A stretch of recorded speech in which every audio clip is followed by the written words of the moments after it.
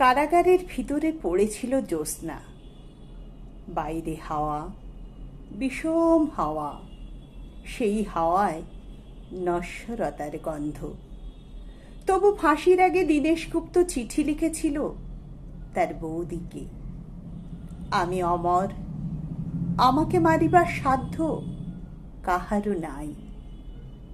মধ্যরাত্রে, আর বেশি দেরি নেই, প্রহরের ঘণ্টা বাজে। শান্তিও ক্লান্ত হয়, শিয়রের কাছে এসে মৃত্যুও বিমর্ষ বোধ করে। কন্ডেমড সেলে বসে প্রদ্যোৎ ভট্টাচার্য লিখছে, মা, তোমার প্রদ্যোৎ কি কখনো মরতে পারে?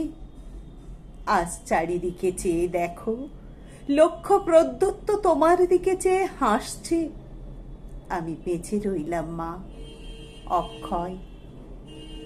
কেউ জানত না সে কোথায়। বাড়ি থেকে বেরিয়েছিল ছেলেটি, আর ফেরেনি।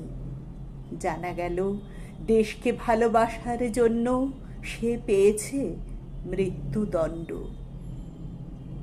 শেষ মুহূর্তের আগে পোস্টকার্ডে ভবানী ভট্টাচার্য অতি দ্রুত লিখেছিল ছোট ভাইকে। অমাবস্যার শ্মশানে ভীরু ভয় পায়, সাধক সেখানে সিদ্ধি লাভ করে।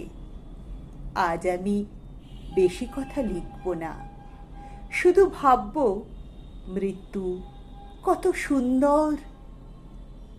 লোহার শিকের ওপর হাত, তিনি তাকিয়ে আছেন অন্ধকারের দিকে। দৃষ্টি ভেদ করে যায় দেয়াল, অন্ধকারও বাংময় হয়। সূর্য সেন পাঠালেন তার শেষ বাণী, আমি তোমাদের জন্য কি রেখে গেলাম? শুধু একটি মাত্র জিনিস, আমার স্বপ্ন, একটি সোনালী স্বপ্ন।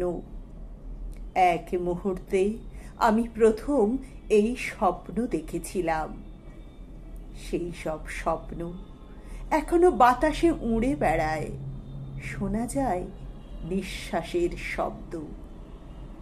আর সব মরে, স্বপ্ন মরে না, অমরত্বের অন্য নাম হয়।